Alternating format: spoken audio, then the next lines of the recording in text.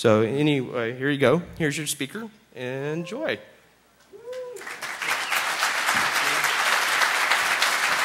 Good morning. Thank you all very much for coming out for what I understand is an early DEFCON morning. I would very much like to show you my slides, but as we can see, there might be a little bit of a technical glitch.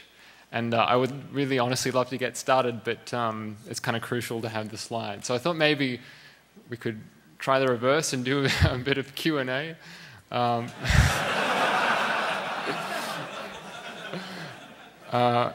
many people are into radio? All right, cool. How many people have, who knows what a software-defined radio is? Okay. And how many people have actually played around with one? And how many people own one? How many people have a USRP? How many people have a Realtek TV dongle? Cool. And who knows GNU radio? Excellent. Well, it's very encouraging. Applause already. What?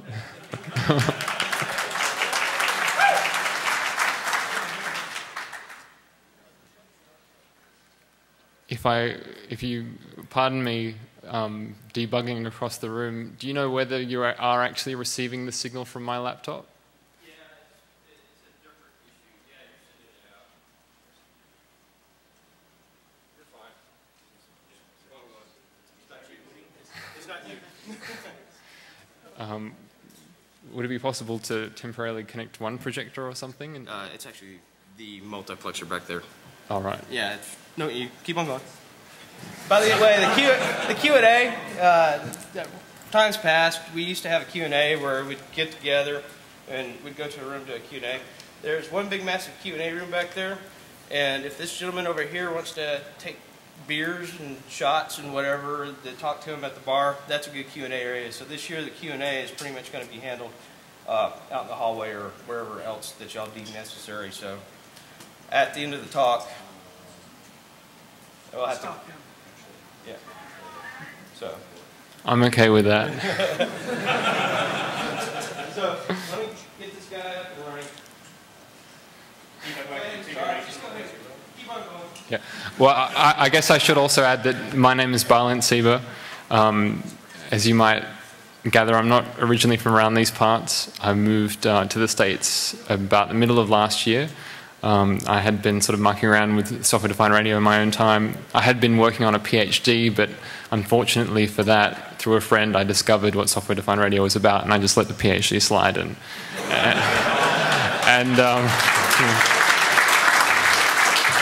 I'd like to show you some of the things I did during that time.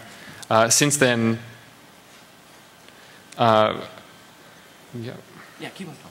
Since then, I actually joined Edis Research, so I'm an applications engineer there.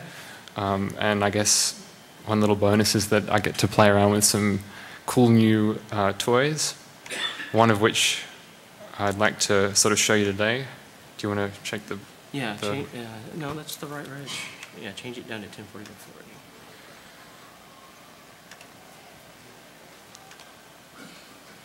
That's... Okay, 1024 to 768. You're right. I mean, I have another laptop. Do you want me to try that one? Can. It won't hurt, but that's right. That's the right. Okay. Keep on going. Any more questions? What's my... Drink of choice. I'm actually not much of a drinker, you know. But... You will be after this. I was thinking that might be the case. I guess, I don't know, do any of you recognize this or anything like it? It's a fast track tag that you normally affix to your car. It gets scanned when you go through the toll booths. This is a nice antenna that you can actually read these with. And I figured, I can't quite remember how I came across it, but I came across, I don't know if you've seen, there was a Black Hat talk in 2008 that actually dealt with opening these up and reversing, decompiling the firmware. That was really nice, and that was quite a common vector where you go into the chip and extract the software. But I figured that I would try and implement the radio side of it. And so I just did it over 2 nights last week. But very simply, it will read the ID, as it's not an encrypted protocol, out of one of these tags. You just hold it up there and it'll read it out. I would have some nice images to demonstrate that a little later on, but I guess I can sort of hand wave in the meantime. I don't know, I'm kind of giving you the summary of the entire thing. I don't know, how are we doing back there? This is not quite the start that I was expecting. Is anybody doing any cool projects in SDR at the moment? Oh, I had a question there. You mentioned the RTL 2832? Yes, I did. I'd like to hear more. Okay, well, let me grab one. I carry one around with me. Thank you. All right, then. So, thanks for coming. Just wanted to tell you a little bit about me. I've always been obsessed with electronics and wireless. I think this is in the kindergarten or first grade. I don't know what the hell I was making, but it was... it contained part of an old tape deck coming out the side there, and it had a blinking light with a VU meter. That was really cool for me. But contraptions, now obviously I'm trying to actually build it. This is on the top of a park back in Sydney with a friend of mine. We put together a very long wire antenna there because we were trying to pick up the Cherry Ripe number station that was supposedly broadcasting out of Guam. That was run by MI6, I believe. Unfortunately, we tried a couple of successive weekends and then realized that actually the station had already been shut down. So it was still fun to get the images, I guess. So I'll rush through the overview then. I'll do a little bit of basic RF 101. My journey into software-defined radio to sort of shape the talk. How I originally got into sort of decoding RF systems with hospital pager systems. One of my favorites, tracking aeroplanes, and then looking at how you can actually decode data that you know nothing about, in this case coming down from satellites. A bit of direction finding and a little bit of fast track. So, just to do a quick recap for those of you that aren't that experienced, the idea behind radio is that you have a carrier wave. This is of a particular single frequency, and if you were to view it like this on a graph with time going from left to right, you would see your sine wave and the amplitude obviously on the y-axis. And the idea is that you have your information, whether it be voice, for example, or digital bits. Can you hear me okay, by the way? Is this good distance? It goes into a modulator, and then you mix, which is that sort of circle with the X, you mix that with the carrier, which puts it up to the frequency that you want to transmit at. So if you want to transmit, FM radio, then you would dial that in on your radio, at the radio station, put in your music, and then out comes the music on that particular frequency. So the most simplest kind of modulation is called on-off keying, which is literally where you turn on and off the carrier wave. And the simplest example of this is Morse code. Anyone good with the Morse code? Can you tell me what that means? DEFCON, correct. And then it goes all the way up to the more complex stuff, which is pretty much used in all the modern digital modulations. So OFDM, and it's used in a whole host of ones that we use pretty much every day. So if we look at AM and FM in the time domain, you have your carrier up the very top. You have your signal just below it, and then depending on what modulation you use, you either get an amplitude modulated wave, and you can see how the carrier's amplitude is now sort of matched with that of the signal, or with the frequency modulated version, the carrier maintains the same amplitude, but the instantaneous frequency changes with the change in the signal. So that's kind of a sort of basic difference in some simple modulation schemes. So here's an example of spectrum. This is a recording that I made of an automated broadcast from an airport regarding the state of the runways. I don't have any audio.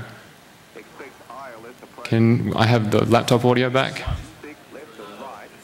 Oh, is it? With parallel runway operations in progress. Thank you. Independent departures in progress. So this is actually amplitude modulated. You have a carrier in the middle, and then either side you have identical sidebands that contain this voice information. Meters in So the modulation will define what it will look like on that sort of spectrum. So we're looking at AM signal, so that's symmetric about the carrier there. FM, you have the notion of a carrier, but actually, because it's being frequency modulated and the frequency is moving around all the time based upon the signal, it looks a little bit different. And finally, you have a digital modulation scheme, C4FM. Yeah.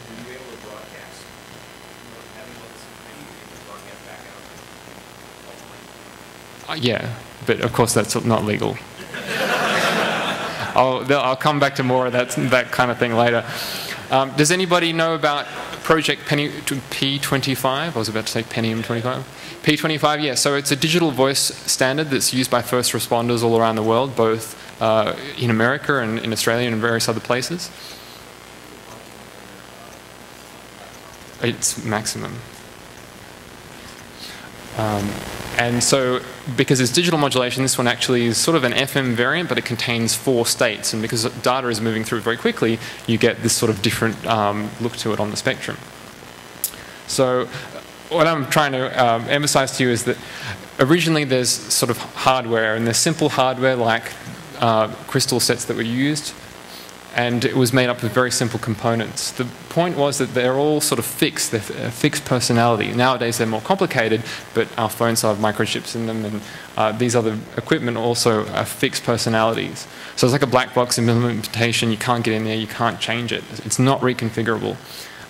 Here we have an example of a satellite modem that's used to actually send data up into a satellite. And keep that picture in mind, because I'll come back to that. So the journey begins. I had this set up on my balcony back in Sydney, and I heard this mysterious signal, which will not play now, but I'll do it manually.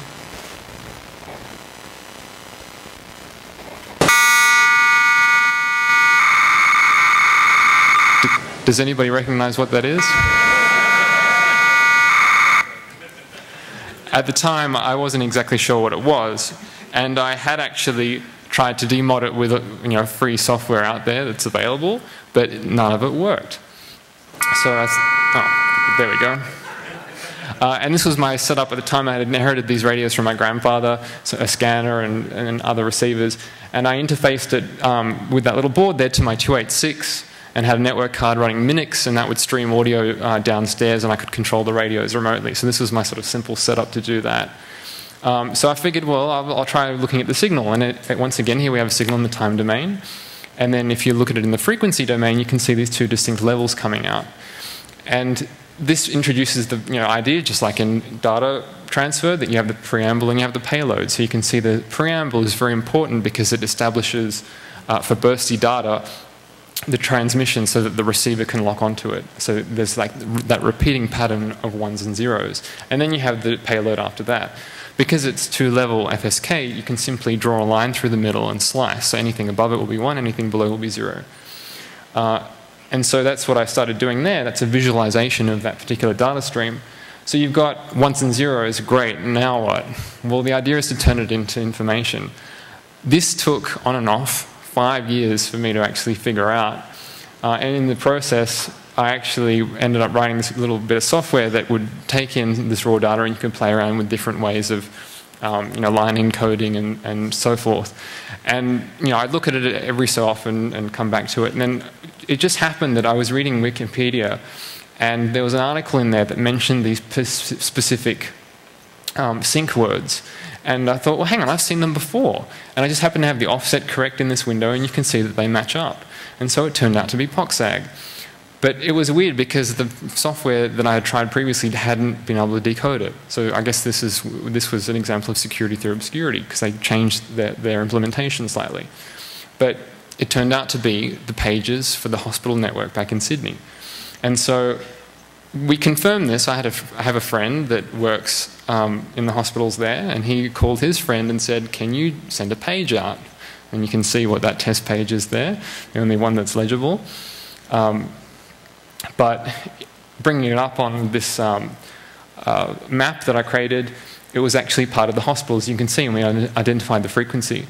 So once you actually have a look at where that site radio-wise is linked to, you can see that it's connected to all of the other sort of hospitals in the area. So, you know, I let my decoder run for a little while, and excuse me, and you know, it turned out to be some seriously sensitive information. And then finally, so that was for one of their secure systems, I believe. But anyway, a side note, I just show you that map. This is sort of a more of an indirect call to the FCC to be more open about all the data they supposedly don't update on their website. But the Australian government has been very, very good and strict about maintaining all of this data in one place. So my mashup also has these map overlays, and this is a visualization of every single registered radio transmitter in Australia and all of the links between them. So you can see where their population concentrations obviously are, because that's where all the radio sites are. And also I derive sort of radiation information. So these are mobile cell towers in my neighborhood. And if you look at various cell towers there, you have these sort of very sharp lines coming out, and they're actually the microwave point-to-point links between the towers, and the omnis are just sort of the, you know, the panels. The government's database that I've sort of imported contains information about the antennas and the orientation, power, and so forth. So it's quite rough, but you know, it still looks pretty, I guess. And somebody posted it to Reddit at one stage, and it was very interesting to track what sites were popular. I'm not sure whether you can read that, but one is, basically they're all the echelon sites in Australia. So there's an Earth station at Geraldton and Casuarina, I think. And as you can see, they're all covered with the radomes. But these were pretty popular. That's Pine Gap. And there's a bit of joint US-Australian action going on there, I think. And when the very first day that I launched the site, I had visits from the US Department of Justice, Federal Parliament, and my state's Attorney General's Department. I have no idea how they happened upon it so quickly, but I don't know. The other thing was, I think people trying to get in and hack the site and scrape everything up. It was mostly coming from a couple of IP addresses in Bolivia, so I just banned the entire country. So that was sort of my journey into decoding things, but let's move on to aviation now. I have in the past generally liked to take a GPS receiver with me and sticky tack it to the window, and then when, you know, what's the politically correct way of saying now, stewardess or flight attendant, I'm old-fashioned, comes up and say, oh, is that off? And I nod and say, of course it's off. Naturally, it's just got the display off. But it's kind of cool, because as you take off into the air, you get some pretty interesting stats about, you know, how fast you're going and how high you actually are. I don't know, maybe it's just me geeking out, but I like the numbers. And then once you get back home, you can plug it into GPS Visualizer and then into Google Earth, and you get a pretty color-coded trail of where you've actually been. This was last year when I was going to Houston. And this was, yeah, just screenshots from the GPS receiver. But, you know, if you're in the airplane and you're enjoying your ride, how do the skies remain safe from collisions? How do the planes get around? I'd like to tell you a little bit about primary radar and secondary radar. So you've probably seen these big rotating radars at airports, and it's part of the ATC radar beacon system. So the primary is the big one down the bottom there, and the secondary is the one at the top. So the primary is the traditional radar, where it sends out an enormously powerful pulse and then listens for returns off metallic objects, because of course planes are just flying tin cans. And the range, though, is limited by the radar equation, so you have fourth order loss. What's interesting, though, is that with the secondary system, the top is actually directional radio, and so that will actually broadcast and ping the transponders which are active on the aeroplanes, which then reply back themselves. So that requires an active system, whereas the primary does not. And because it's an active system and the transponder replies, you only have second order loss there. So you can get out further, but this is quite crucial, because if you're sitting in front of an old-fashioned radar scope and you have the big line going around, you wouldn't be able to ID individual planes. But with the secondary system augmenting that, you would actually have those anonymous blips now coded with the squawk code that would have been assigned when they would have taken to the skies in the first place. So how does the transponder system actually work? This is a basic transponder here, and there are different modes. A will simply reply with the squawk code. So when you take off, ATC will give you a squawk code like that one, and then every time your transponder is interrogated, it will send back some pulses that ID that particular code. There's another one which is C, and that will reply with the code and the current altitude, which obviously gives air traffic control more information about the airspace. And then the cool one is Mode S. Who's heard about Mode S and ADSB and things like this? All right. So Mode S is another system that runs on top of this. And there's another cool thing that runs on top of that, which is ADSB, which stands for Automatic Dependent Surveillance Broadcast, which means that the planes don't need to be interrogated, they will just continually broadcast this information out. And also part of that system is ACARS and TCAS, which are for collision avoidance. But the interesting thing is that A and C are part of the secondary surveillance system. And Mode S is not technically part of it, but it shares the same frequency, which obviously would reduce cost. But now the problem is that there are so many planes in the sky that the channel is becoming increasingly congested. I think Frankfurt has this problem the most, due just simply to the amount of planes in the sky there. So how does ADSB, what does ADSB send out, rather? It's constantly sending out a plane's position, heading, altitude, vertical rate, flight ID, squawk code. So quite a lot of things, plus more, but they're the main ones. So if ATC has its antennas on the ground, then there can be transactions between ATC and the plane purely through this system. So ATC might send out a broadcast which is called the all call, and then all the planes will reply with the downlink frame that identify the craft by its ID, much like a MAC address. Each airframe address is assigned to a single aeroplane. And then there's also ACAS and TCAS, where the planes will actually communicate with one another.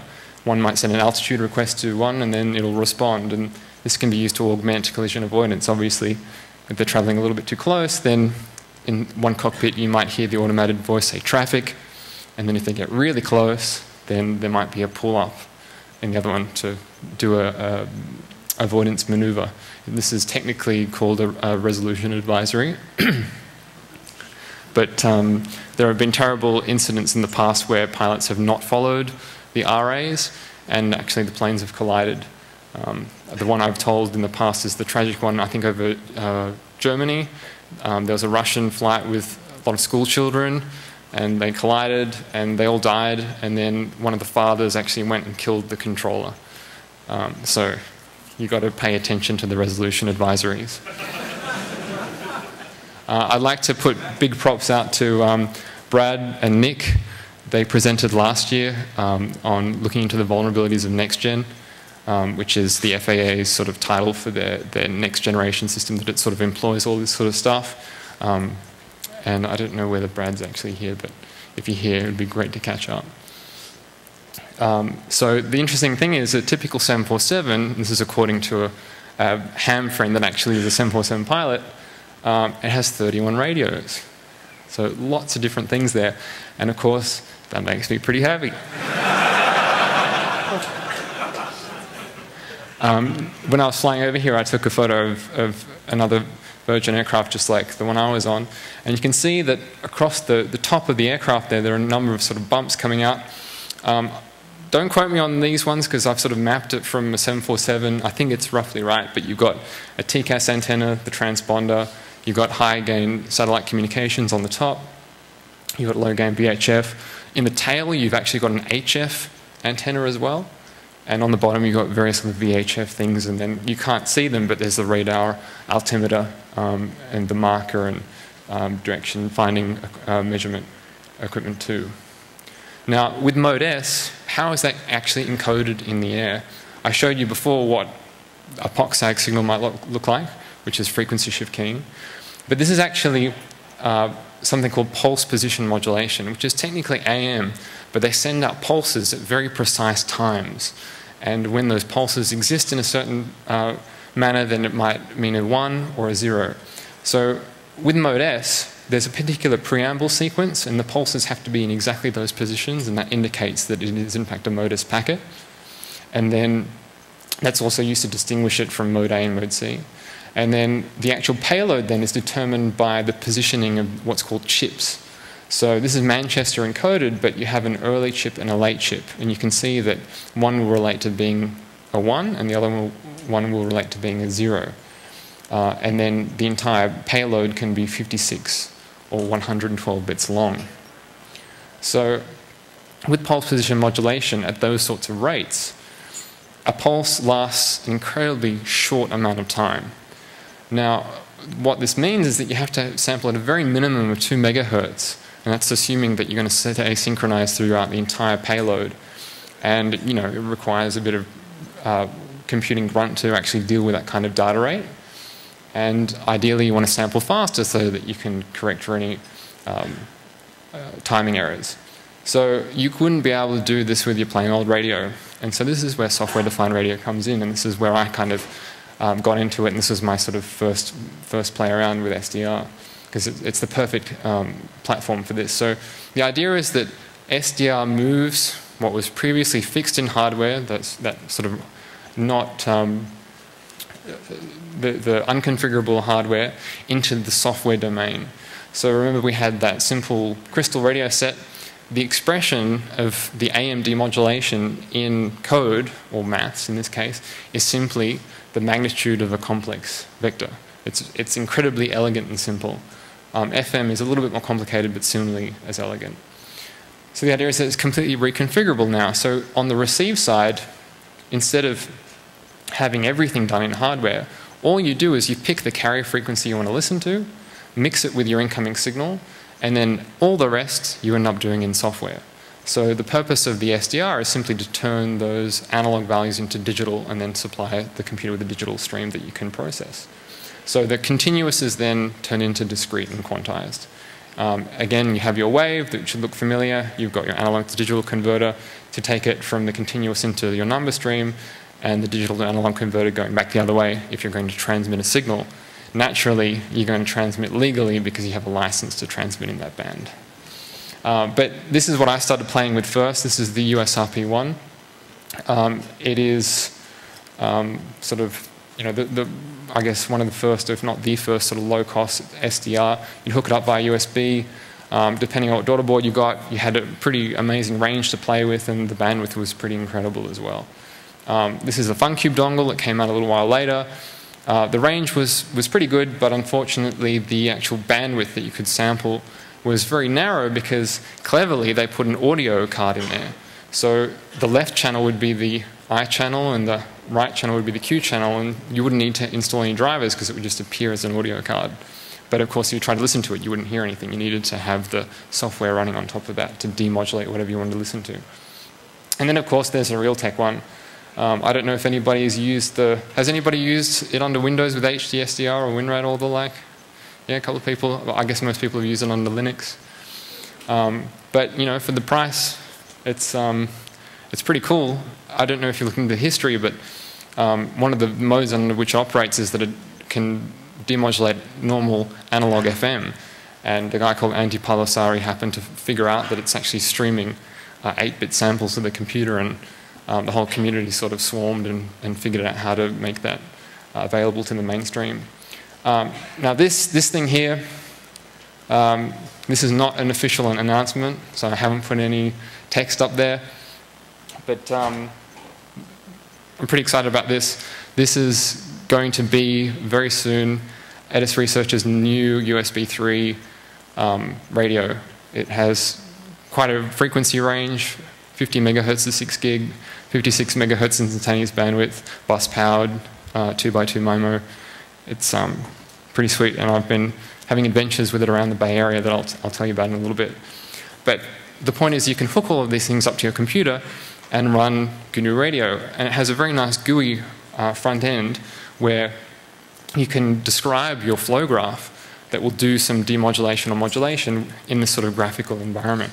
So this one here is actually a very simple demodulator for AM. You can see there that the USRP starts with the left-hand side, You have an FFT, so you can actually see graphically what your signal looks like.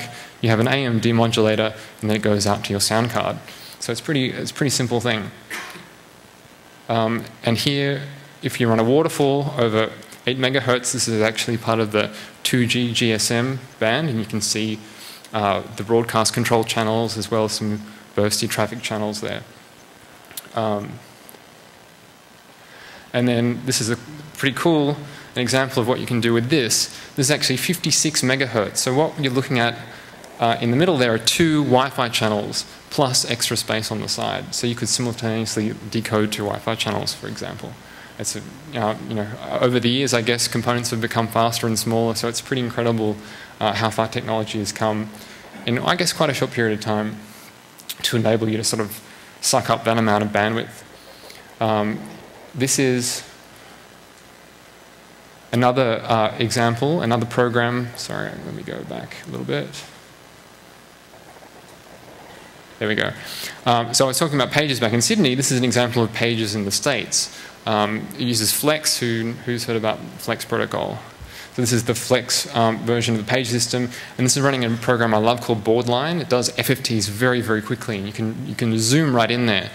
And so I don't know if you can see, but the line where the cursor is, that's actually a single frequency that pager transmissions are sent on, and I was able to zoom right in. And you know how before we saw the 2 levels of the pager one I showed you back in Sydney. This one actually has 4 levels, but you can zoom right down, and if you don't know the properties of a signal, you can use this kind of analysis to figure out at the very basic level what kind of modulation they're using. So this is actually 4-level FSK. And then I'm sure you're all aware of smart meters and how they have a mesh network, often in the 900 megahertz ISM band. You can see there how quickly and how short the bursts are coming from the meters, but you can use Boardline then to once again zoom in on that, and you mightn't be able to originally tell what they are because the bursts are so short, but if you zoom in, you can see that there's probably some sort of phase shift keyed one there, the sort of blurrier one, the wider one in the middle, and on the left and on the right of that, there are the narrow ones. And although they're quite weak and they only appear for a very short period of time, you can still have a look and identify that they're 2-level frequency shift keyed transmissions as well. Now let's say you wanted to discover patterns or repeating periodic components to a signal that otherwise just look like noise, like, for example, anything CDMA. So the examples here are that we would be listening to the GPS constellation or CDMA from the mobile phone network, for example. And there's a sync called the fast autocorrelation sync.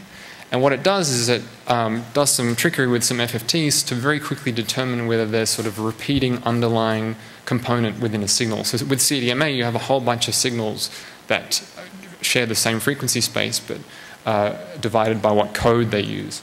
And so here, I don't know whether you can see, but there's a very distinct line that appears on the 10 millisecond grid line. So it's mostly black, but there's the green line that appears up there.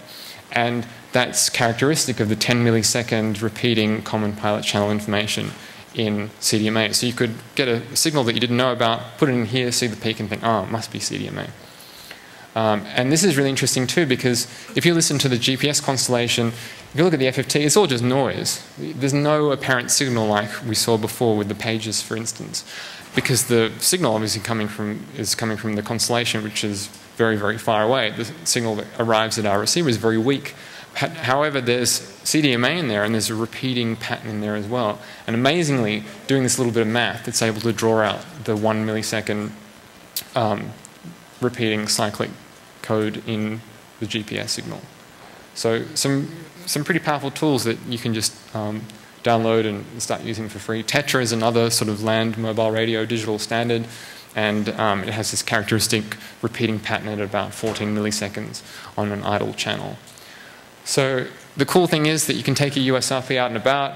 I put this in this old used Bosch case for some electric drill I had, I think, because I didn't get mine in the case. These are my amateur radio friends back in Sydney. Again, we set up a long wire and tried to listen to the world.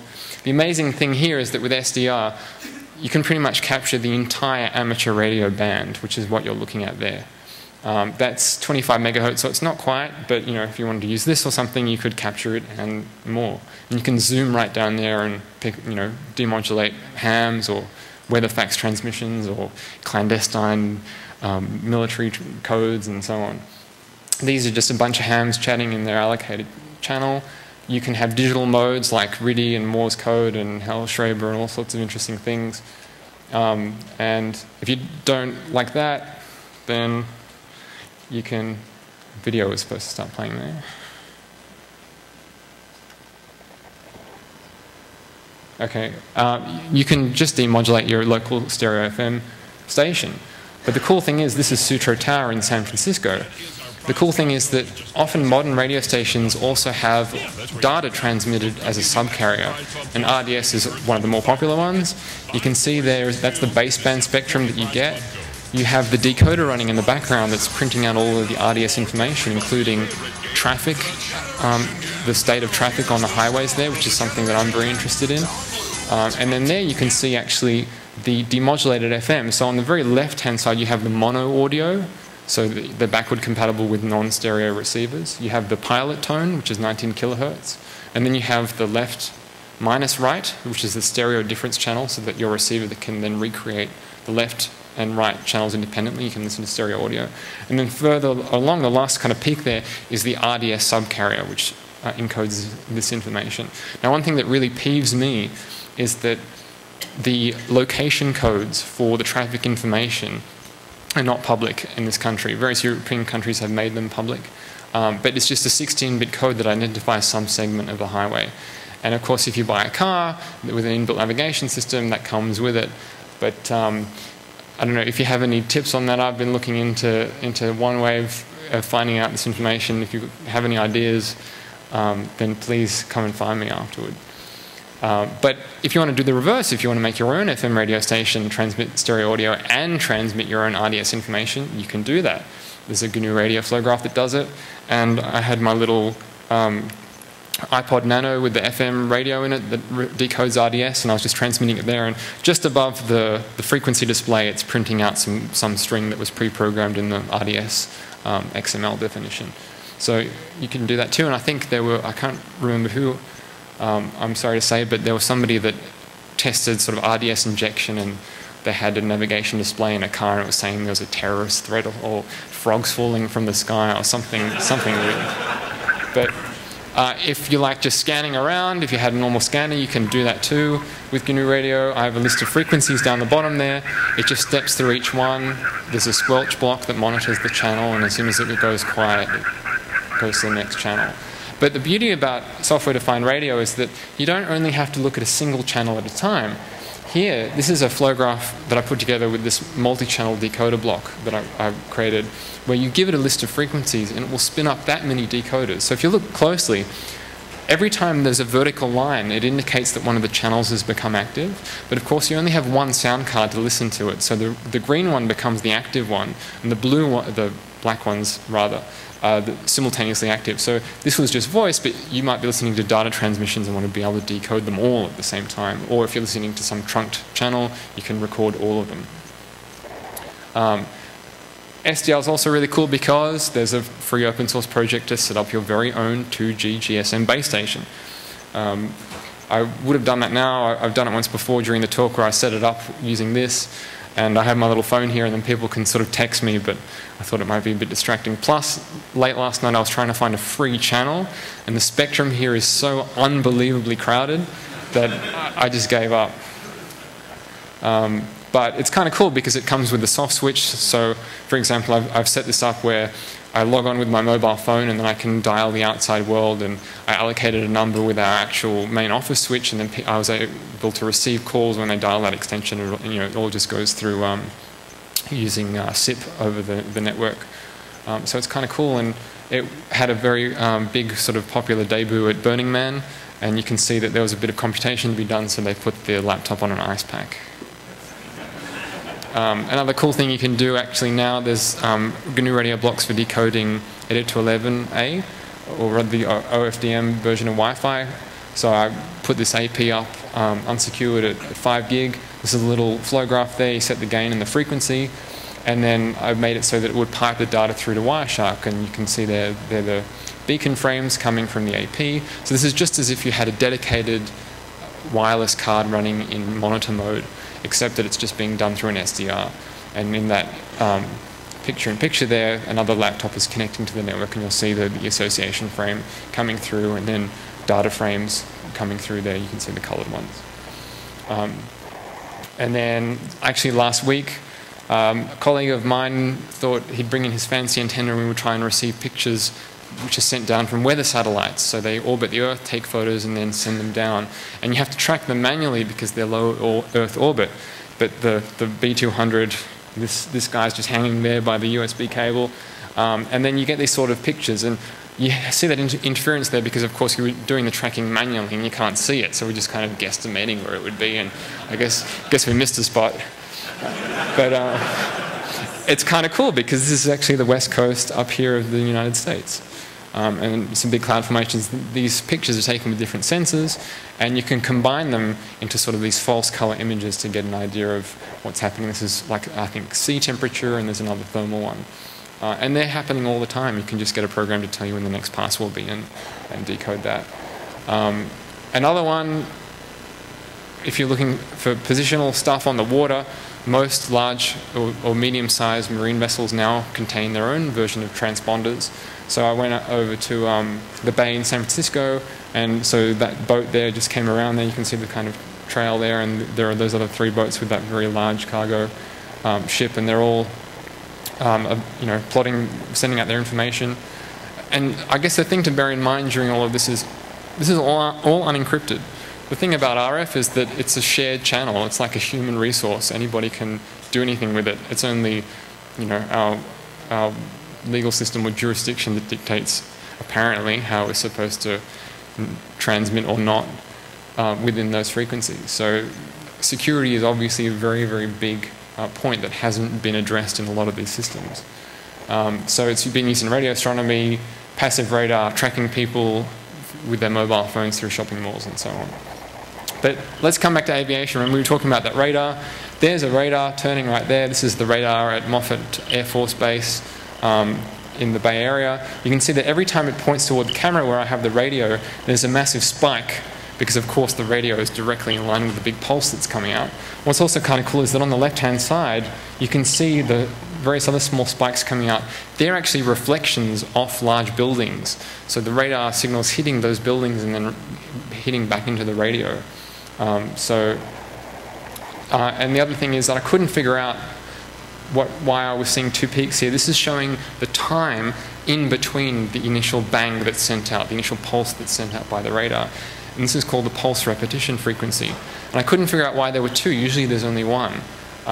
Before I had an SDR that went up this high, I actually, who knows the Ubiquiti SR4C 802.11a Wi-Fi cards, yeah? I sort of mucked around with the drivers a little bit. It's got in the chipset a radar detection capability, so I was using that to try and characterize the weather radar nearby, but I only saw a single peak. But here there were 2, and I did a little bit of research, and actually these radars, apart from monitoring aircraft, can also be made to monitor weather. And in this dual PRF mode, there were some papers written about how they can be used to sort of monitor reflectivity and moisture in the air. That was kind of cool. So this is, on the waterfall display anyway, what transponder, Mode S transponders look like coming from aircraft. We've sort of come full circle now. If you look at it after demodulating in AM, then you can see we have the preamble out the front and then the payload after that. And what does that actually look like? All those little dots represent a frame, and if you were to run it real time, you would see something like that. And the amplitudes are obviously different all the time because you're receiving it from planes that are all sorts of distances away from your receiver. So once you've done all that decoding, what's next? Well, this is a little project I've been working on now and then. Who's seen Sneakers? Yeah, thought so. This is one of my favorite bits in the film. I'm not going to do an American accent, but Carl, get the diagnostics. What's in the little black book? And you can see there on the screen is actually a very sort of simple picture of the Bay Area with air traffic control and planes. And I kind of put together my own system that does it. That's San Francisco Airport right there. And I just left it running. And these are the planes that fly in and out of the area. San Francisco, San Jose, and Oakland. And so they leave nice trails behind them. It's kind of cool then because you can see what the flight paths are. Now this is what I call the rainbow effect. This is actually a bad transponder on an aircraft that's reporting false position information. And you get nice sort of floral pictures like that, floral motif. But you can see how SFO is actually right in the center there, and the color code indicates altitude. So the yellow is just before it's about to land. This is the airport there with the various runways. Obviously, we all know that there was a bit of an accident down there recently. But I sort of went up the top of a car park nearby. This is one runway, and I had the V200 there receiving. And I happened to catch these two planes coming in with parallel approach. You can see that one just touched down as it turned from green to red, and that one's about to turn red as well once the wheels hit the tarmac. And then they will scoot across the screen as they taxi back to the terminal. So landings are cool. Takeoffs are kind of cool too. Especially if you're just sitting there, you can see all the planes at the holding point waiting to sort of take off. I think this is a Virgin flight. There it goes. And it's, again, kind of neat. Remember, I had the GPS here. We're watching the velocities increase, and eventually when the nose wheel lifts up, turns green, and off it goes into the sky. But wouldn't it be cool if you could do it in 3D as well? So that's the same plane, now streaming in Google Earth through the internet. You can see planes there in the background landing at what's that, Oakland. So that's Bay Area there. And wouldn't it also be cool if you could actually have a virtual cockpit mode so that you could be in the seat of the pilot and imagine what it would be like taking off into the sky.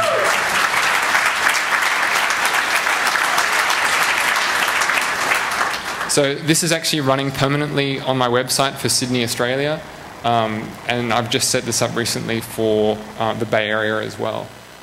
So if you'd like to sort of help out with this project, I'd love to hear from you.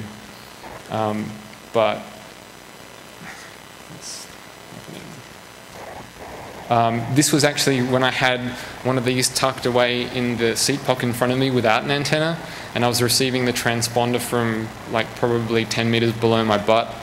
And this is a bit of a hard landing, but it's kind of cool because as you taxi in, you can see what looks to be the burnt out fuselages of planes. I don't know what Google Earth tried to do there.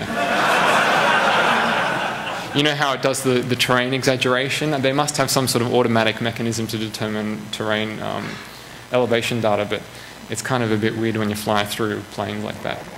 And then, so if you do it in Google Earth, then you get the same sort of effect. Here the trails don't persist, so it doesn't get as crowded, but you can kind of get a sense when there's a lot of traffic. And you can see see how it didn't come in on the direct path there and around the ocean. It kind of does loops, and see there was that loop there. That's when ATC is backed up a little bit, and I'm guessing they're asking the planes to sort of hold for a single loop just to give them a little bit of breathing room before they vector them in. So what's this one? Oh yeah, this is when the police came out. Hello there. How are you? Good, thanks, and you? Good. Are you really watching airplanes? I am really watching airplanes. That's pretty cool. Do you have idea? I do, yes.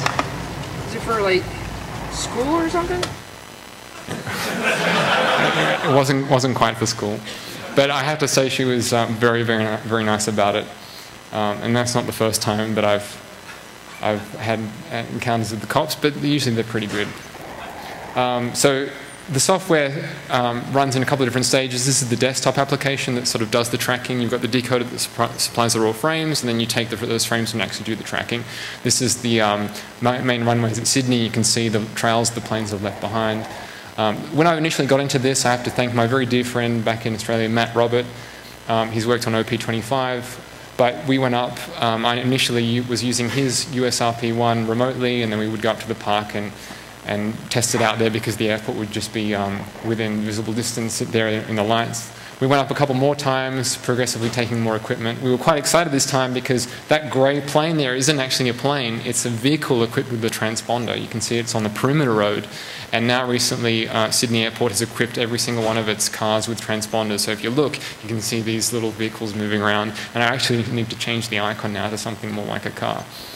But we were very happy that evening. We had quite a bit of equipment up there as well.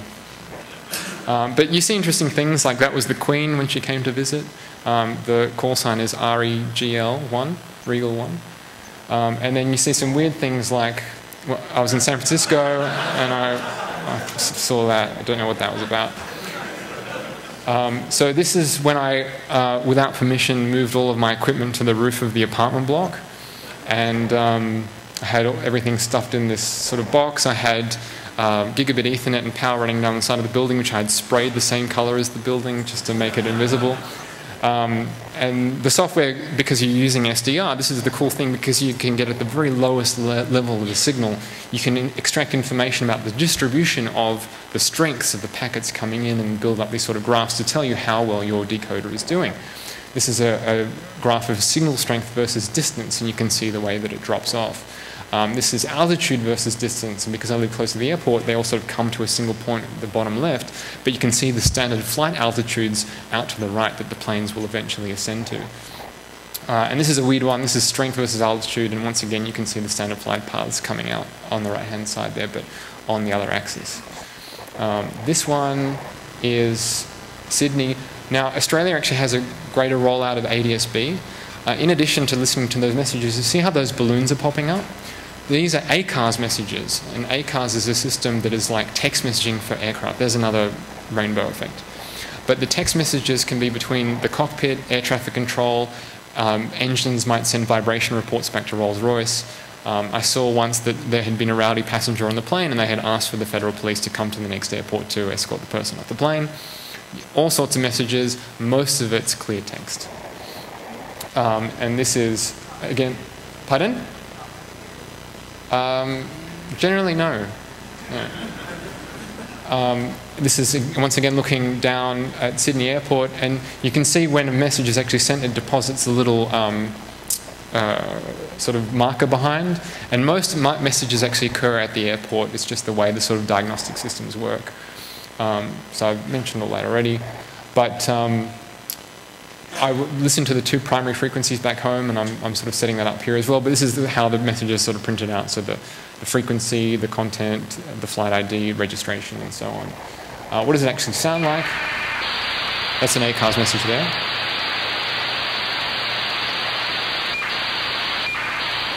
And once again, the cool thing with SDR is that this is actually decoding all the three main channels here in the Bay Area simultaneously. So whenever it receives one, you can see that it'll just scroll on the side there. And that can be fed into the main system to put spatially on the map where the aircraft was when it transmitted that information. So it's also a very interesting sort of diagnostic tool for airline operations, I guess, or if you just like to be a plane spotter. So you can see a whole bunch of engineering messages which have the H1 label were delivered as it was sort of coming into land or pass through the airport. Again, this is sort of sped up. You saw a big blue dot there, and I'll explain that. But you can see all of the dots appearing as they take off, which is when the plane sends out a whole lot of information as it ascends into the sky. So here are some examples. This is kind of a running joke. I see, probably just because I'm hypersensitive to it now, well, I see ACARS messages regarding blocked toilets on aircraft. So here we have one toilet that's inoperative, and I'm guessing lav hard means the lavatory has failed with a hard failure mode. So the galley's flooded and lav hard, and because I see them all the time, I thought, well, I'll make an Easter egg in Google Earth.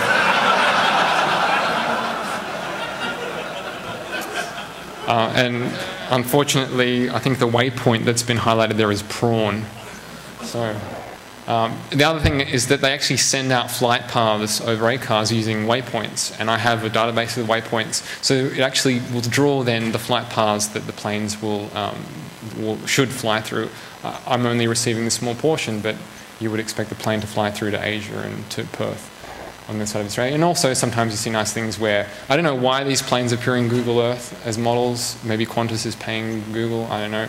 But it appears right on top of the cockpit, which is kind of neat. And then, yeah, we talked about the traffic. So you saw that I put all that stuff up on the roof without asking.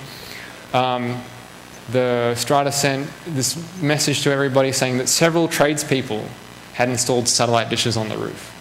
So it was just me that installed my home-built VHF antenna and Mode-S antenna, which was basically the top of a tin can with a tiny little thing sticking out. And they made a big fuss about it. But 2 nights before I left to move for the States, I said stuff them. I put everything in a box like this. This was the night before I was supposed to get on the plane, installing it at a height. This is as I was taking off in the plane. I took a photo of where the actual site was. And this is with a little Realtek dongle on the flight over here, tracking my plane. Obviously, I wasn't connected to the internet, so I didn't have maps imagery, but it was kind of cool to pick up where the plane was. That's more recently in LA. You can get some good range, obviously, when you're nice and high. And this is more recently when I'm setting up the new antennas. Instead of doing only Mode-S, though, you can use HF. And we were able to receive the HF transmissions, which work on a slightly different system, extending all the way, as you can see there, into China and India. So obviously with HF, you have far greater propagation. So the range you can get is pretty incredible. So that's more or less aviation. Remember, it's all unencrypted, so you can spoof, you can jam, you can do all that kind of stuff, and I'll talk a little bit more about that later.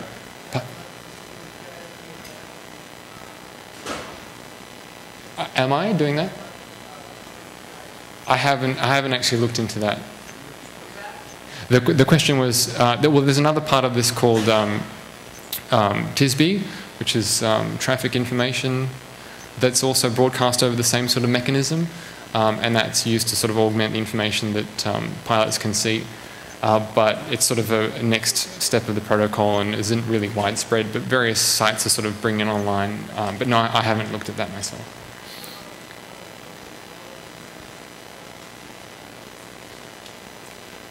I haven't done that, but that's actually good for potentially doing multilateration in the absence of Mode-S and ADSB. So moving on to the next one, this is blind signal analysis. So this is where you have no idea what you're actually dealing with. So I was looking at satellites. I happened to go over to a friend's place and hook my USRP up to his set-top box that was connected to a satellite. And there are two types of, mainly two sorts of things to consider. You got the purpose and the payload, so you can have comms. We saw there were weather satellites, military satellites, amateur radio satellites. The low Earth orbit ones, geostationary ones, and there are the intelligent ones and the dumb ones. So the intelligent ones, actually, you communicate with them from the ground and instruct them to do things, or there are the dumb ones that just relay information. And it's like a big RF megaphone. So you have a big dish that sends up your million satellite TV channels, and then it broadcasts it back down on spot beams to the ground so that everyone with their little satellite TV antenna can watch TV without having to have cable run there. Now, the Optus D1 satellite is just like that. It operates in these ranges with sort of bandwidth. It's mainly used for television with some other interesting narrowband things. And I thought, well, let's have a look at what's going on there. These are the publicly available frequencies, how the transponders are broken up, what the telemetry frequencies are, what the uplink power control frequencies are. And this is quite important because uplink power control is a constant power signal that comes down to inform the ground of how much power it should send back up. Because depending upon the amount of moisture in the atmosphere, sort of how much, cloud cover and so on, you have to change the amount of transmit power on the ground so that the signal ends up hitting the satellite. And that has security implications too. So this is actually some publicly available images. This is the Earth station where they send the signals up. If you look at it on the map, it contains all the sort of TV media agencies. If you look at the photo that they took inside, you can, with a bit of research, recognize, remember that modem I showed you at the beginning? That rack is full of them. So you can look at the manual. They have some various other sort of more or less well-known antenna satellite control systems. So what do you need to actually decode these sorts of signals? You need a satellite, you need a dish, you need a set-top box or some sort of down converter and an SDR. If you're going to be looking at narrowband stuff, you have to get a down converter that has very high stability. Usually the ones for satellite TV are very cheap because they can drift quite a bit, but that's okay because the satellite TV signals are very broadband. It's not the case for the narrowband stuff.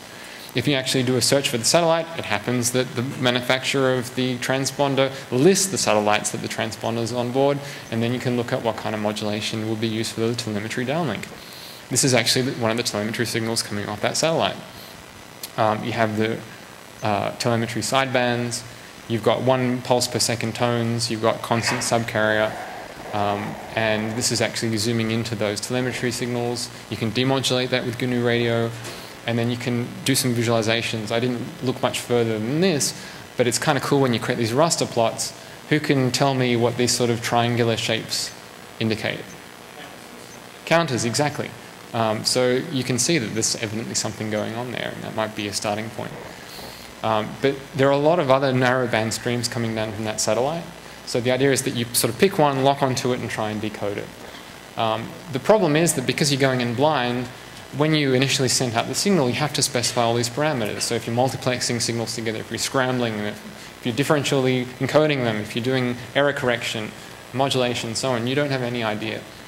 So then doing it in reverse, you have to go through all the permutations, and it can make your head explode if you know strong bad. So if you don't know, basically you try the most common ones, you try and automate it and try and script it. And the idea is that you can sort of use some hints along the way to determine how successful you're being. So most satellite signals are phase shift keyed, which means that instead of changing the frequency, they change the phase for sort of each 1 and 0 that's sent through, each symbol technically. And so you need to determine what kind of modulation or what sort of order is being used for the phase shift keying, the symbol rate, how quickly they're sending the data through, and you can do this in GNU radio quite easily. So I saw these transmissions, I thought, okay, we'll pick one of those. And then what you do is you can multiply, or rather raise the signal itself to a power. So you just like square it or put it to the 4th power. And then as soon as you get these peaks on the FFT, it actually is indicative of the fact that you've hit the right order of the modulation. So this was actually order 4.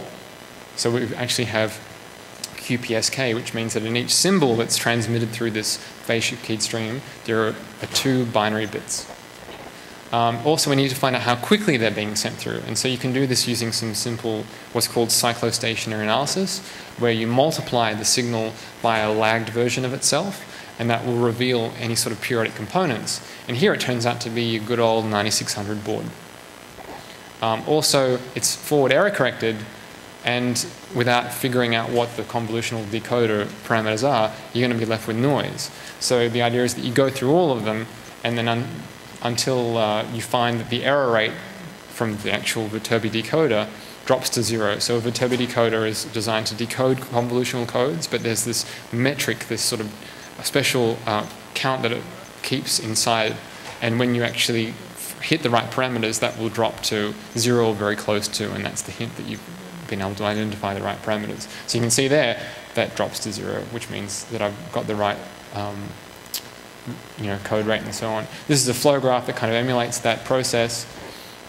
But going through the permutations, GNU Radio is cool because it's open source. You can extend it any way you wish.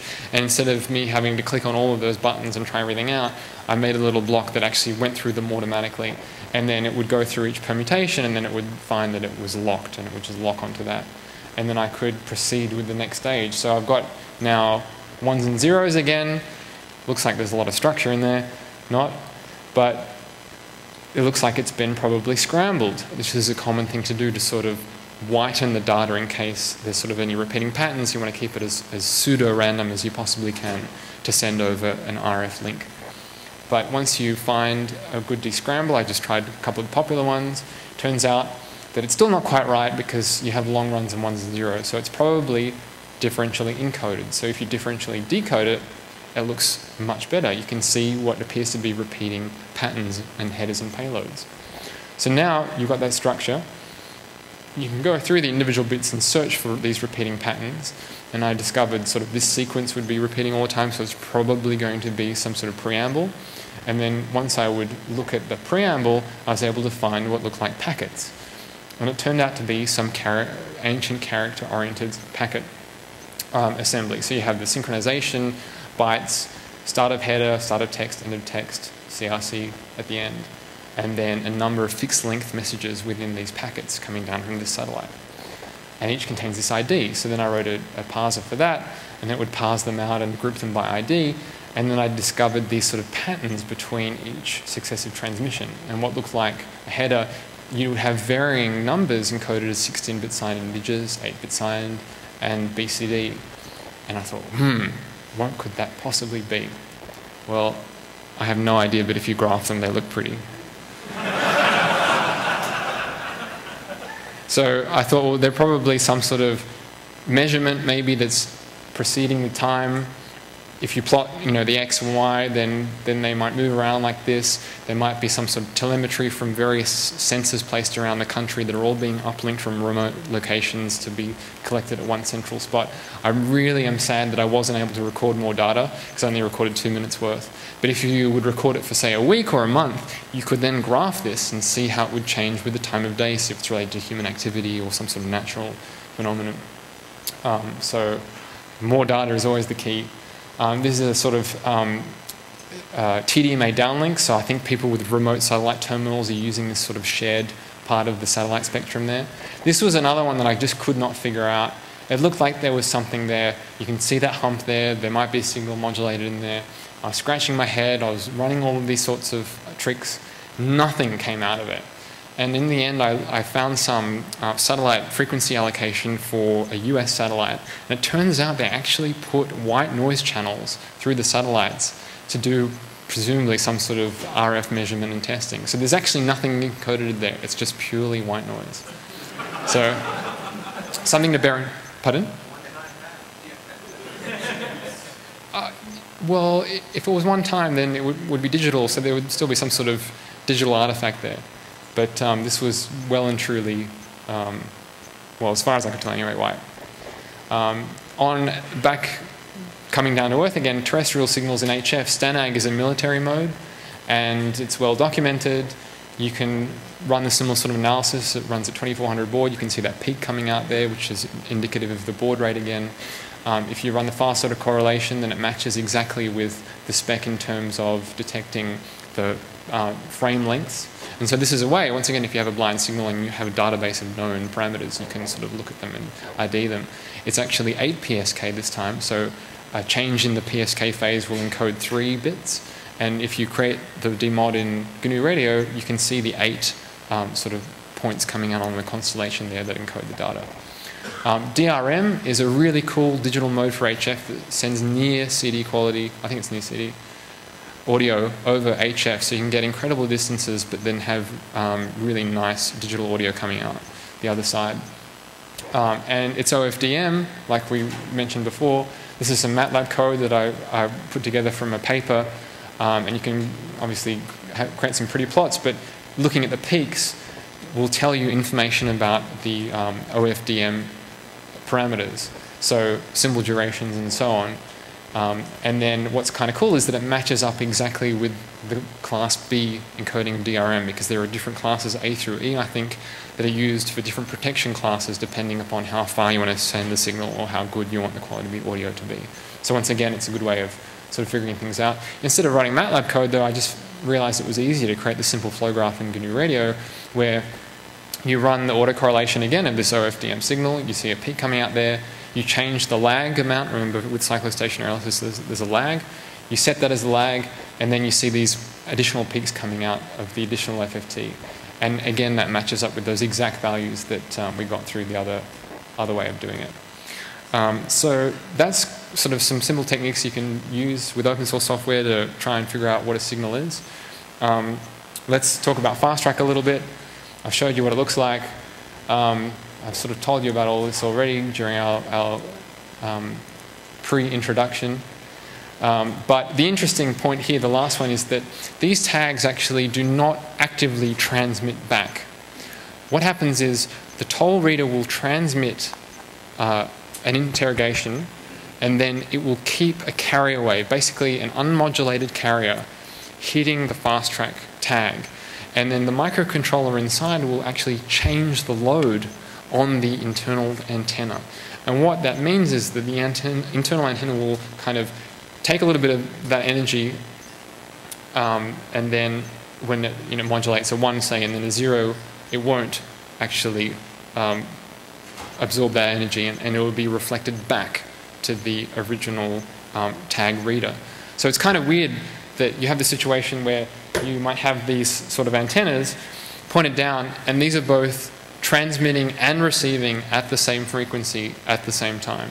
I hadn't actually kind of played around with this before, but it's pretty neat, and it makes some things easier because you're using the single signal. You don't have to worry about kind of transmitting back. It takes more power from the fast track tag because these just contain long life lithium batteries.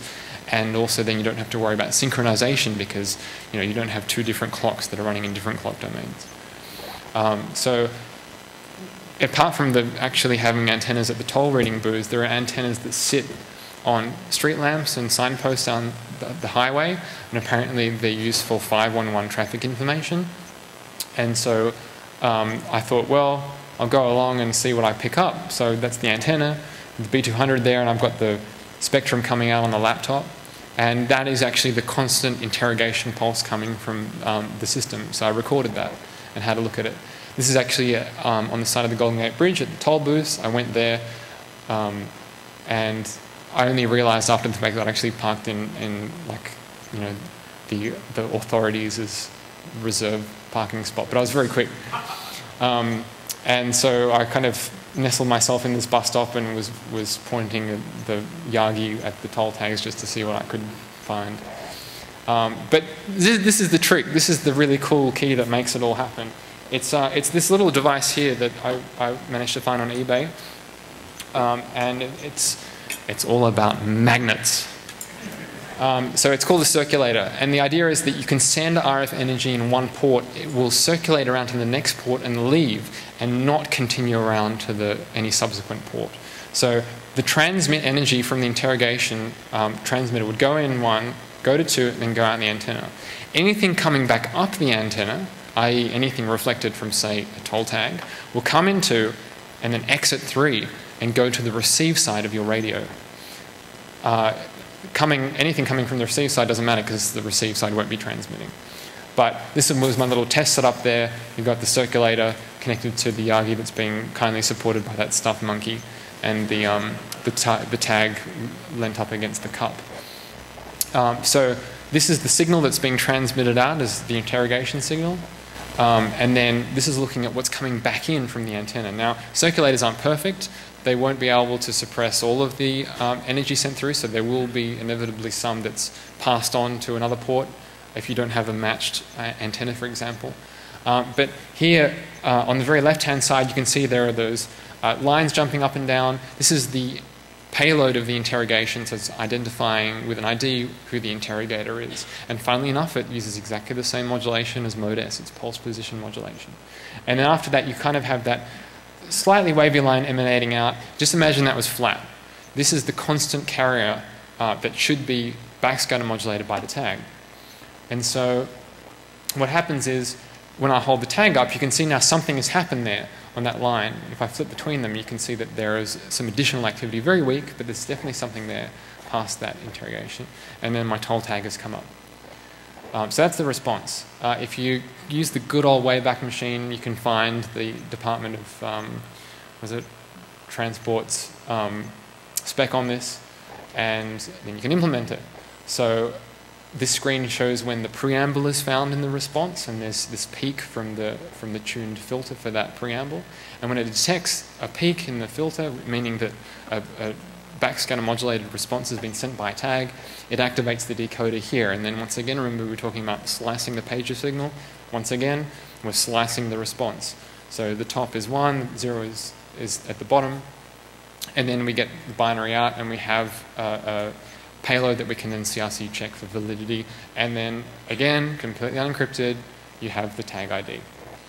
And the flow graph for it is relatively simple. There's a transmit chain in there, a receive. Okay, well, I hid all of the really gruesome stuff. But, I like big flow graphs. You can do them hierarchically as well. There's a cool feature where you can kind of encapsulate stuff. And I get crap about it all the time that I should be using it, but I never do. I just like having it all flat. And if you want to look into it more, I highly recommend that Black Hat talk that was given. I used quite a bit of that as sort of inspiration and reference by Nate Lawson of Root Labs. Okay, so let's cover direction finding quickly. We have direction. So up till now we've been talking about the contents of signals, trying to figure out what's actually inside them. This is more about where they're coming from, which can also be used as you know, a bit of a key as to what's going on, where somebody is. It was originally used for radio navigation before radar.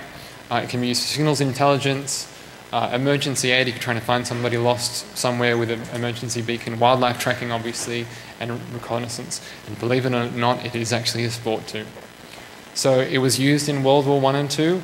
The Y stations along the British coastline would try and find the U-boats, and that was quite a successful use of the technology. They're much more primitive than what we can do now, but still pretty cool. And apart from just sort of VHF and UHF signals that we would normally use, you can have some incredibly large arrays like the one here in Germany. You can see, for size comparison, those are cars that are parked in the parking lot at the bottom of the image. So that is an absolutely huge installation. And this is used to pinpoint transmissions from all over the globe that are transmitted on HF or long wave. Now, in terms of the sport, you actually have amateurs going out with yagis, and they have these little fox hunts where the transmitters are hidden in the forest or something, and they have to try and find it.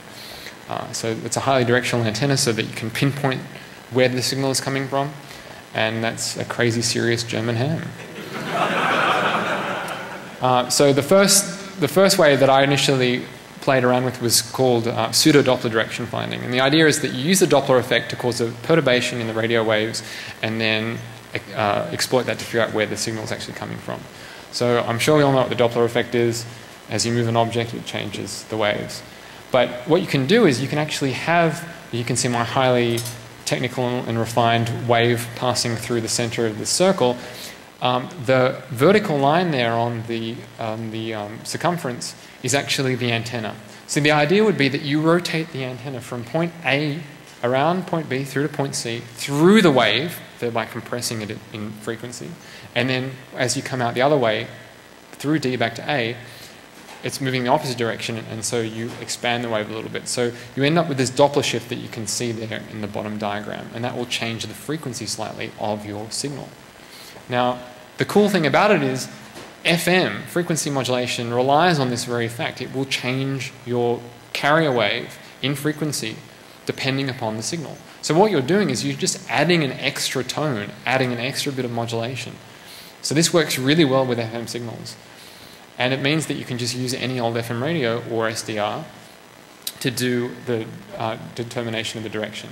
So the problem is that once you take everything into account, here we have my single gratuitous transition, you would have to rotate that antenna at a ridiculously fast rate that would be physically impossible.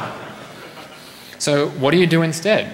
Well, you do it electronically. You have a fixed array of antennas that don't move, but you actually switch in between them electronically using an antenna switch. And what it means is that instead of having that continuous motion, you do those discrete steps and end up with the same sort of response, and you can filter that a little bit to emulate the original continuous motion. So this is kind of your classic homemade RDF. It was a little box, you would hook it up to an existing FM receiver, and the LEDs would then indicate the direction that the transmission was coming from.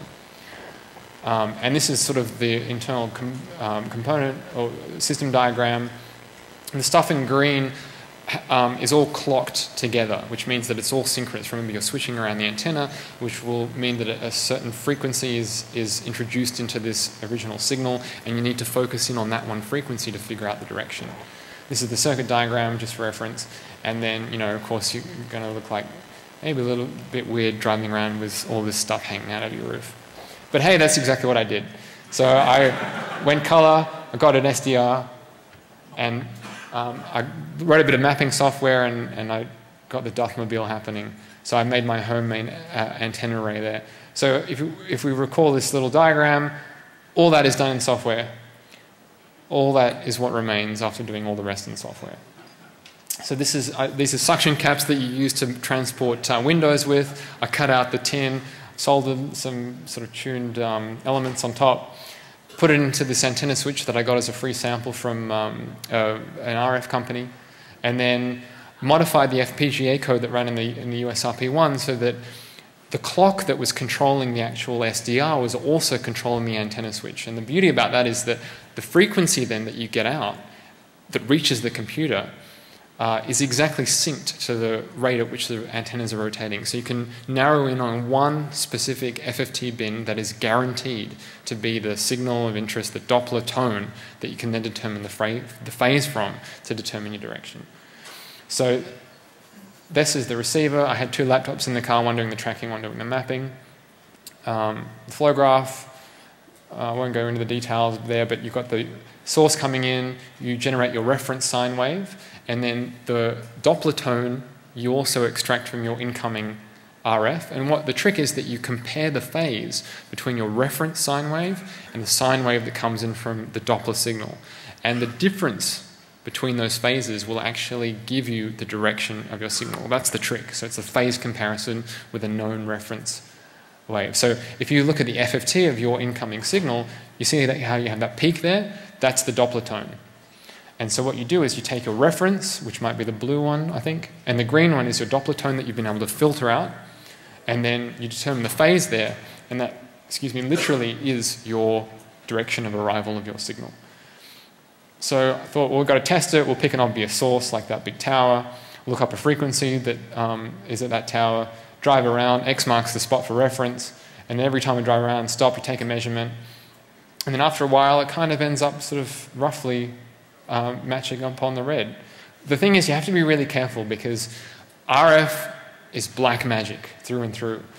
That area highlighted in green was actually when I was coming down from a hill into sort of a lower portion before another hill, and the RF waves would bounce off the back of the hill behind me and creep up sneakily on my array on top of the car. And so the direction that was reported by the system was actually behind me, because that's where the wavefront, the main wavefront, was coming from.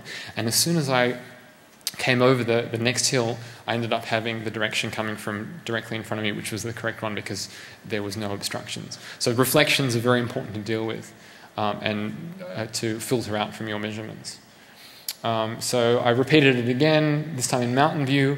That's where work formerly was. And you might know of a big company that is based in Mountain View, and they have cars with all sorts of stuff attached to their roof. So I thought I would pay them a visit with a car with stuff attached to its roof. So I went for a drive down Shoreline through Google, trying to pinpoint this particular radio transmission. So that's the Doppler approach. It has some drawbacks. It's okay. But what you can do is you can actually use all the four antennas again, and then instead of doing this kind of phase comparison, you can get nitty-gritty, down dirty with some serious math. And one of the popular algorithms is called multiple signal classification, MUSIC. And the idea is it models incoming waves as sinusoids, and then, I won't go into maths here, but you have an array response that you compute from your array manifold, which models your antenna setup, and then the peaks there will determine the direction of arrival. So you can imagine those points there on the x-axis of where the antennas are, and as your wavefront comes in, they will all hit each antenna at a slightly different point in time, and then you can determine that phase difference between each individual signal. You can derp the phase difference. I didn't say derp, did I? So maybe I've been talking too long. You can determine derp. What? This is pretty good.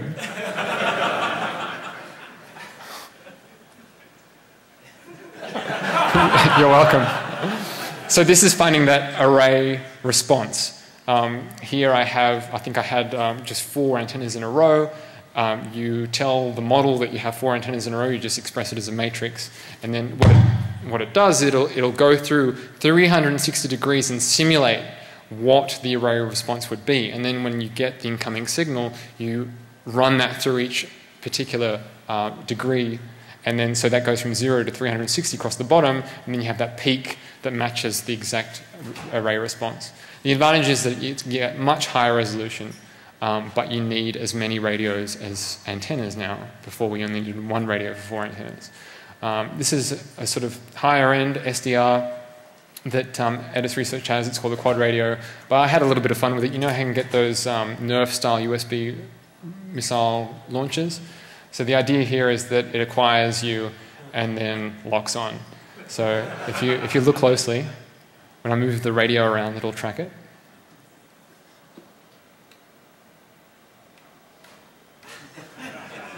Wait for it.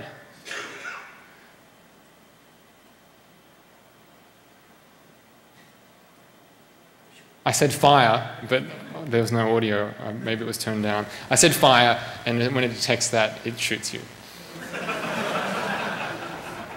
So I set it up there again. You know, this is not the cheapest SDR, but I just chucked it in the boot with a big SLA battery to keep it powered while I was driving around. And so here, just to do a calibration test, you can see that as I walk around the car, the compass tracks my movement.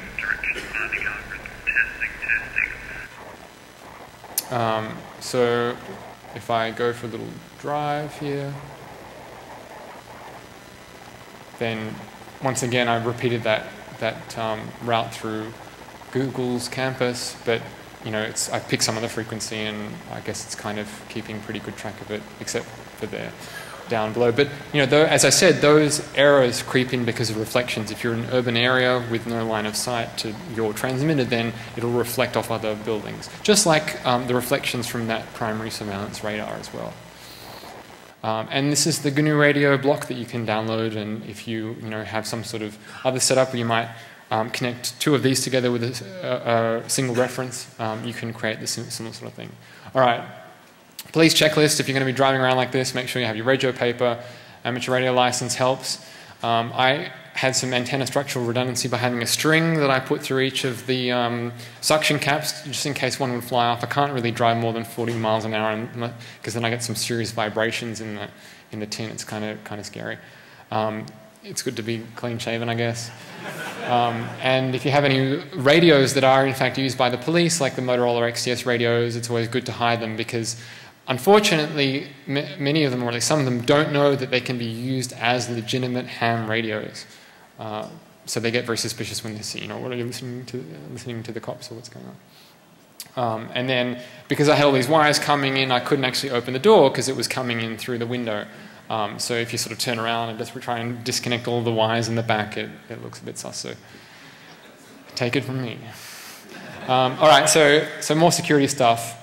Do not try this wherever you are.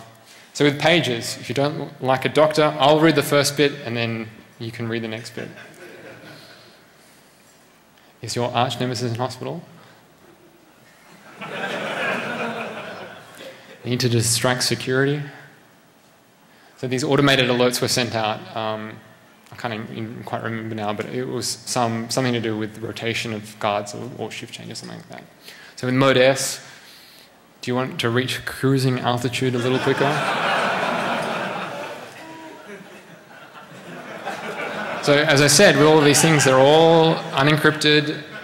It's illegal to transmit, but all the protocols are there, and you can implement it with these sorts of tools.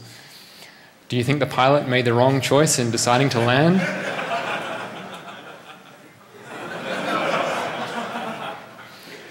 Do you want to display a message on everyone's radar screen?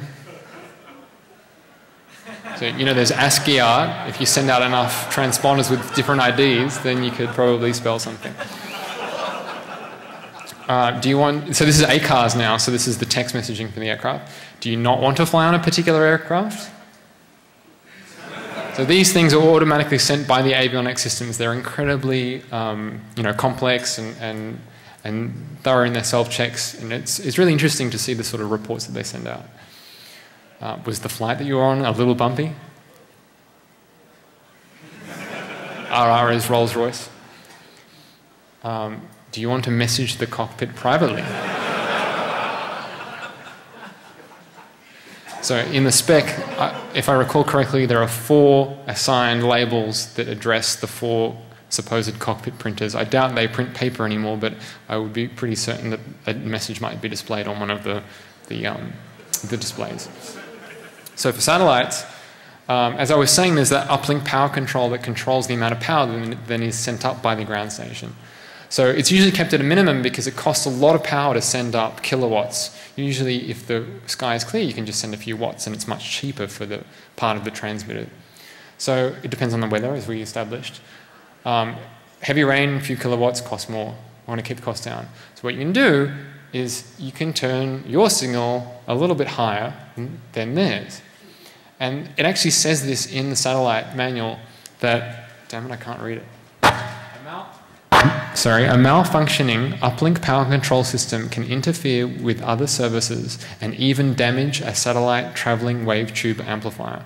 This is the fancy amplifier in the RF megaphone that amplifies the weak signal from Earth and sends it back down. If you end up sending a higher power signal than what the amplifier can take, it will probably bust, and it's very unlikely they'll be able to go up and fix it. So you can put, it's possible, therefore, to wipe out one of the complete transponders using that. But you need some pretty serious equipment to do that. And so fast track, you don't want to ever pay a toll again in your life.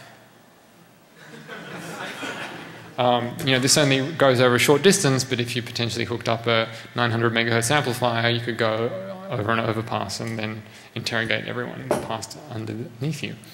Do you want traffic management to think there's some sort of auto stampede happening on the highway? You can just stand there and then basically respond with everyone's tags. Do you want to keep tabs on someone? Just set up your reader wherever you want and see if they drive past. So a bit of privacy concerns there. I mean, that's the thing, right? You drive up the highway.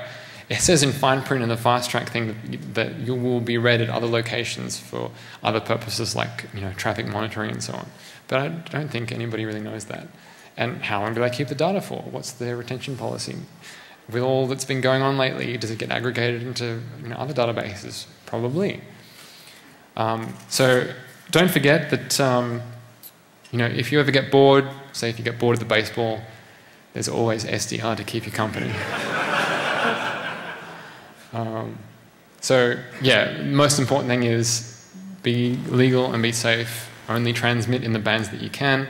You'll have mobile phones. You automatically get a license to transmit in the cell bands. You can get an amateur radio license and transmit in the amateur bands and do experimental stuff there, but elsewhere is not a good idea. So thank you very much.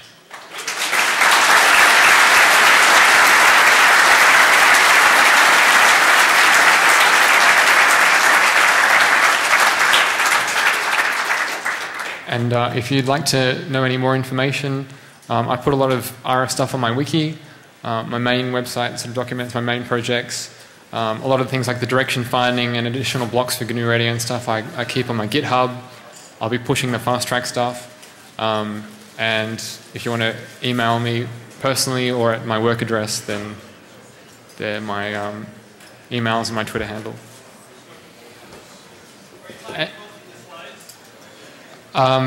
Yeah, I sent a huge deck to DEFCON, so it should be on the CD. I have an older version of these on my wiki.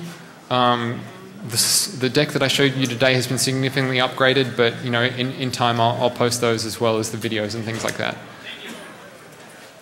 And yeah, if you have any questions, please come and find me and talk to me.